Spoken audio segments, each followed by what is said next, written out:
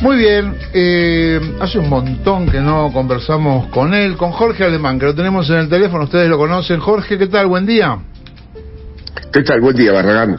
Bueno, gracias por atendernos. Hoy somos un montón acá, te cuento, está Dipi, está Lautaro, Manuela, Marcelo y estoy yo. Bueno, ¿vos bien? Muy bien. Bien, aquí en Buenos Aires, bien. Bueno, queríamos charlar con vos sobre este momento, que yo iba a decir político, pero no es un problema político. A mí me llama más la atención el desánimo, por lo menos que veo en muchos y en muchas, o el desánimo, o a lo mejor no sé si es desánimo, lo perdidos que estamos, ¿no? ¿O no? Sí, es así, tal cual. Es tal cual porque hubo un desarrollo interno de nuestro propio campo, de nuestra propia experiencia, bastante problemático, bastante confuso. Sí. Y bueno, ahora habrá que ver cómo nos orientamos, ¿no? Es solo lo que nos tiene así medio mal, es solo una cuestión de que no hay, por ponerlo en términos brutales, no es solo eso, pero es que no tenemos candidato, o es que la sociedad tiene como un desparramo cultural como no veníamos viendo hace algún tiempo. Bueno, son las dos cosas, ¿no? El segundo aspecto es mundial, ¿no? Y pueden darse cosas inesperadas en todas partes, porque hay por todas las razones que en otras ocasiones hemos enumerado, hay una separación de la sociedad con la política, con los proyectos, con las expectativas. Bueno, ahí hay algo que ha hecho seriamente crisis. Con la propia democracia, con el mismo sentido del futuro histórico, el sentido de los legados anteriores. Bueno, todo eso participa, digamos, de una crisis mundial que está dando lugar a lo que está dando lugar. Ajá. Y en este caso además se suma que, como síntoma de todo eso, podríamos decir, el candidato no ha aparecido con nitidez. No. Ahora, ¿qué es lo que nos rompe el futuro histórico? ¿Cómo fue lo del futuro histórico que ya no tenemos ahora? Se aceleró todo en todas partes, empezaron a construirse vidas en donde la política ya no las atravesaba, donde ya no había capacidad para leer legados históricos, donde ya nadie se reconocía en identidades que pertenecían a un tiempo reciente, donde dejaron de haber milagros, en el sentido no teológico, pero si querés que haya épica, tenés que tener primero milagros. Ajá. Y los milagros no se producen ni aquí ni en ningún otro lado, ni se van a volver a producir por bastante tiempo, porque todo lo que es la política es ingresar a un sistema de condicionamientos de un peso extraordinario. Jorge, sí. Perdón que te interrumpa, Pablo Di Pierri te habla. Muy bien. En realidad me preocupa o me inquieta que hace un tiempo venimos hablando, a partir del discurso de Cristina Kirchner en Chaco, de la insatisfacción democrática. Vos también venís reflexionando sobre la democracia y sus problemas. ¿Qué entendés vos cuando Cristina habla de, apelo a tu costado más de psicoanalista, si querés, cuando Cristina habla de insatisfacción democrática?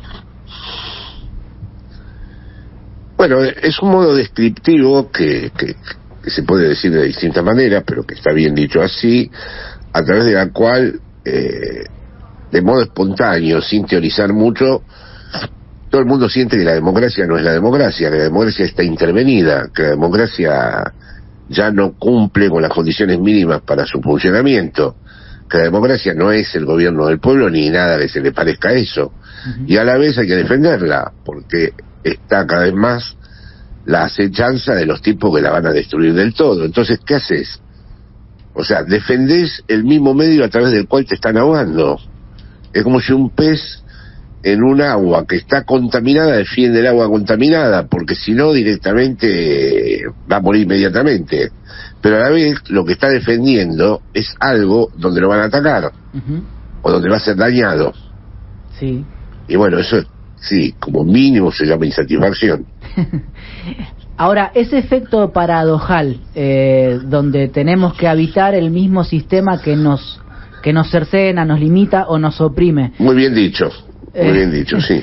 Pero ese efecto, ¿cuánto se produce porque los otros son más poderosos que uno? ¿Y cuánto se produce porque uno no puede interpelar a los sectores sociales que podrían ordenarse como sujeto histórico?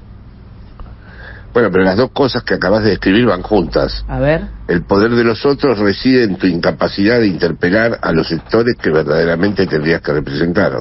Claro. Es el nuevo poder de los otros, por lo cual no necesitan ni golpes militares, ni intervenciones de estado de excepción clásico, sino que les basta conseguir moviendo todo el dispositivo que tienen a su favor, ¿no? Entonces yo creo que van exactamente unidas las dos cosas. No podés interpelar a los sectores. A ver, analicemos un síntoma clarísimo. Gente que votaba kirchnerismo vota Milei. ¿Qué queremos más? O sea, como problema, ¿cuál puede ser más representativo que ese? Aunque no sean muchos, Sí. Pero suponte que eso da para que se constituya una tercera fuerza que desequilibre todo. Sí. Ese desplazamiento hay que analizarlo, ¿no? Entonces va junto lo que acabas de decir muy bien,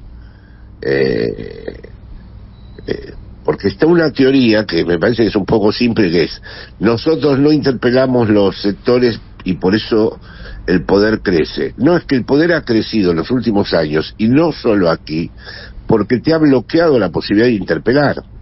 Sí. Te la ha reducido bastante. ¿Y considerás que nos faltó palabra, nos faltó explicación para entender esto, que al frente de todos le faltó una narrativa para ordenar a su propia base, expresando esa impotencia? Puede ser, pero tampoco podés transformar una experiencia política en una suerte de pedagogía política.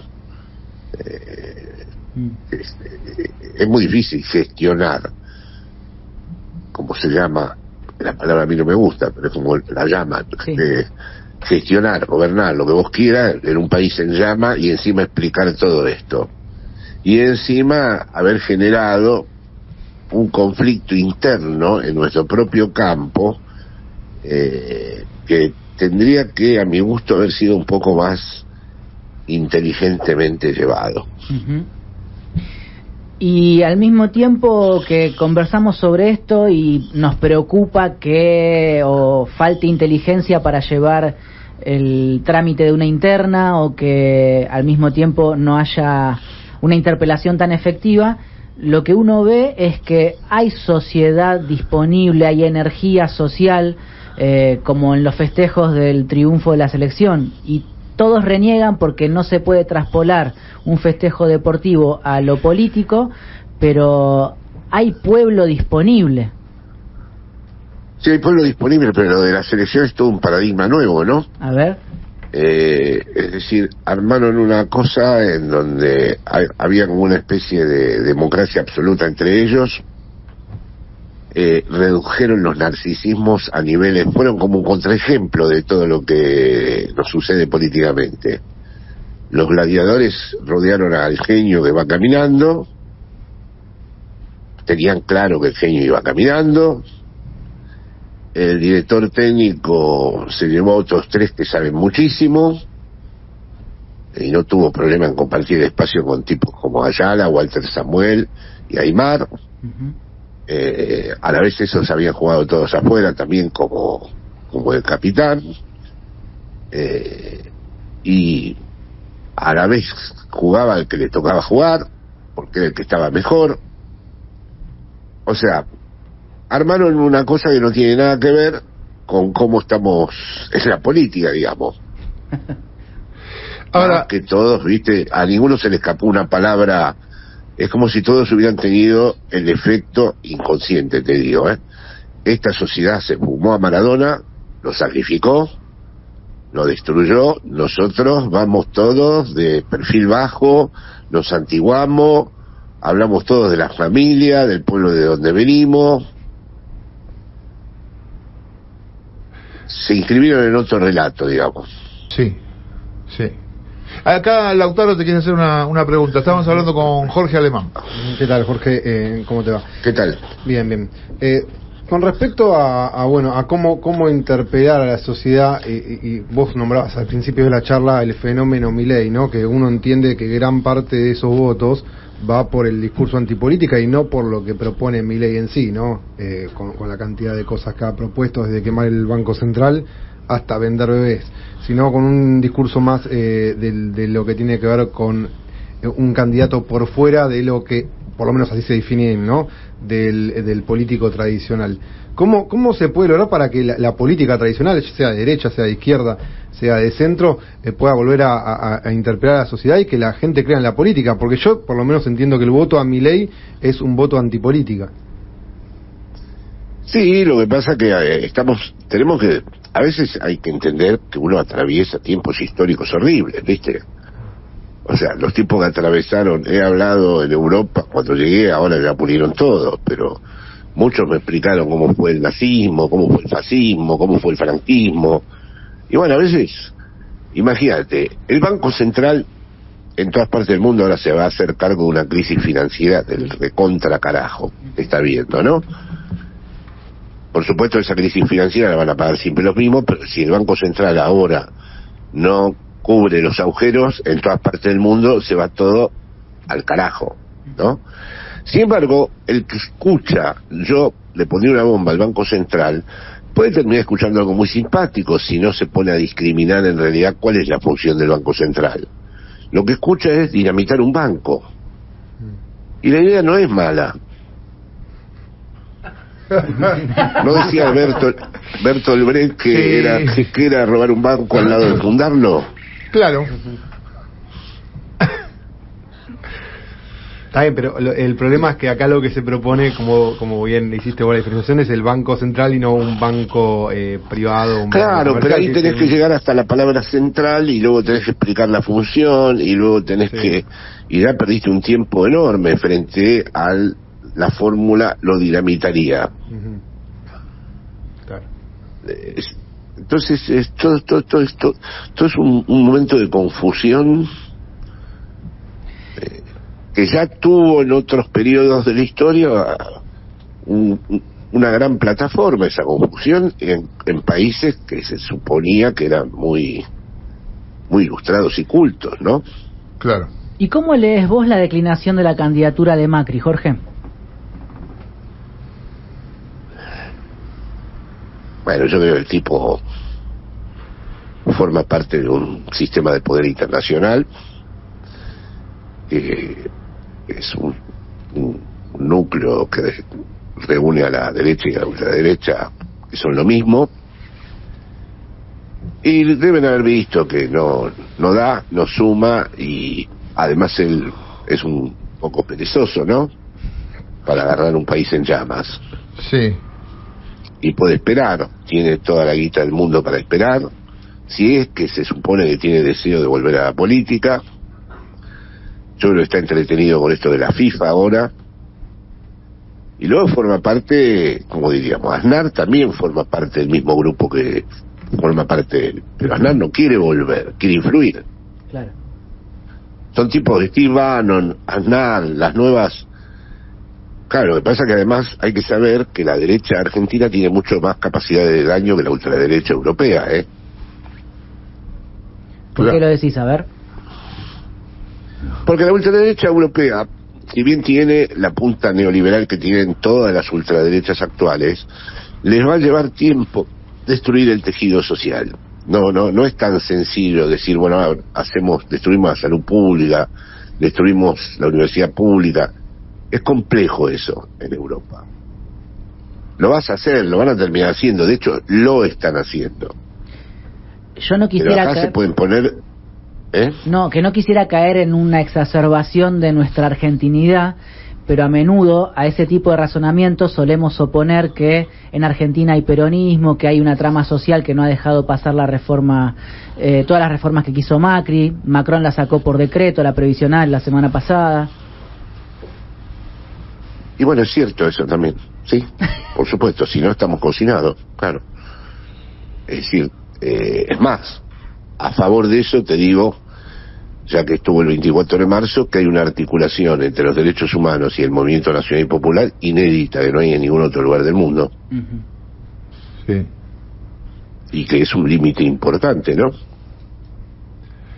Sí, Jorge, por el lado de esto de las interpelaciones, ya llevamos 3 años y medio de gobierno, y el tema de cómo comunicar y la comunicación y qué sé yo, nos trajo preocupados, hasta que, como en casi todas las cuestiones, nos generó un sopor de bueno, ya está, es así, no se puede hacer nada.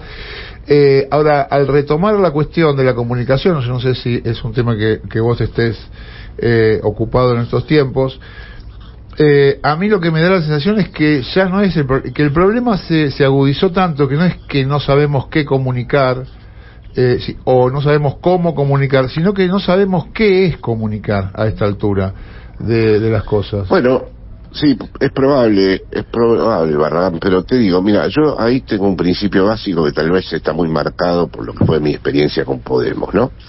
Vos no podés autodestruirte. Ajá. O sea, podés tener... El principio para mí básico de la comunicación es que las diferencias no las podés espectacularizar de un modo que se te vaya a la mano. Está bien todo eso de que las diferencias son muy interesantes, enriquecen el proyecto, pero cuando ya la cosa olvida que vivimos en la sociedad del espectáculo y que cada vez que vos criticás va generando, en vez de un efecto transformador o un efecto superador, una sensación de que no gobierna nadie. Sí. Y bueno, ahí me parece que yo nunca coincidí con que ella delegara, que Cristina delegara su presidencia. Para mí, las pocas veces que tuve oportunidad de hablar en aquel entonces, la candidata tenía que ser ella. Después comprendí que eso era también pedirle a ella un gran sacrificio personal. Bueno, pero después hay un principio fundamental que está demostrado en todos los lugares, que si vos comunicás algo, tiene que ser en principio algo que haya sido elaborado, que tenga un mínimo de consenso en la fuerza propia. Ajá. Ahora, si resulta que el tema más nuclear de este país, que fue el Fondo Monetario, no habían leído la letra chica, ¿cómo no habían leído la letra chica? Es raro, ¿no? Te puede decir que es raro, no podés decir que no leíste la letra chica, porque no es que cuestionás al que firmó solamente. Eso retorna para todos lados. Claro. Sí, hay como estamos teniendo una capacidad de dilución o de autodilusión que es tremenda. Sí. Y ahora si te pregunto, ya te liberamos, y serás un hombre libre, y serás un hombre libre en 5 minutos, Alemán. Solución, ¿qué ves? ¿Dónde ves el agujerito con luz del otro lado? ¿Es ella? No, mi agujerito con luz es que se presente ella. Ella. Sí, mi agujerito con luz es que se presente ella. Que evitemos las PASO y que vaya, o sea, entiendo que para ella pedirle esto es verdaderamente un esfuerzo inhumano casi, ¿no? Uh-huh. Pero yo pienso que no tenemos una alternativa a ella. Y si no es así, yo ya me inclino, en mi caso personal, por algo muy testimonial. Es decir, por algo en donde yo ya me olvido de si vamos a ganar, no vamos a ganar. Ahí ya me inclino por defender lo que pienso que hay que defender. No una candidatura para que no gane la derecha. Es que no creo que exista esa candidatura. Ah. Es decir, ¿existe fuera de Cristina esa candidatura? Es decir, ¿Massa es una candidatura que garantice que no gane la derecha? No, garantía no hay, pero bueno, yo calculo que sí, que podría ser, que nos podría ir mejor con Massa, o con Scioli, o con cualquier cosa, que hacer votar a Grabois. A Grabois. Claro. Mi simpatía va por Grabois. ¿A vos vas por Entonces, Grabois? Sí, porque no porque coincida con él en muchas cosas, sino porque pienso que vale la pena cuidar esa experiencia. Pero también tengo simpatías, por supuesto, porque Axel continúe en la gobernación de Buenos Aires, y me interesa que líderes como Guado sigan en la escena política. Y puede ser que tengas razón vos, por ahí me convenzo, o terminaré siendo un convencido de que después de todo hay que votar a Massa. ¿No ves pero no ves el horizonte de la derecha, el horizonte de la reta, de esta gente? ¿No te parece una opción que puede generar un cambio radical en el país fatal? Sí, por supuesto que sí, lo veo una fatalidad, porque ellos se pueden contradecir entre ellos mil veces, que los grupos de poder los unifican, y nosotros, como pasa siempre, no hay grupos de poder que nos unifiquen.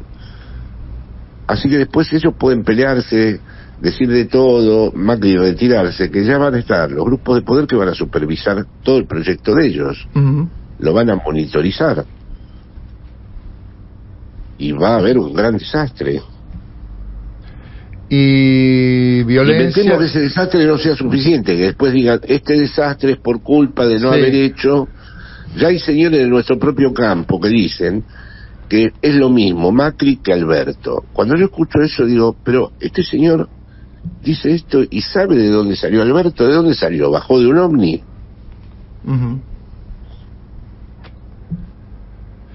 Alemán, muchísimas gracias por charlar con nosotros esta rato, como siempre. Gracias a ustedes. Dale. Un abrazo a todos. Te mando un beso grande, te mandamos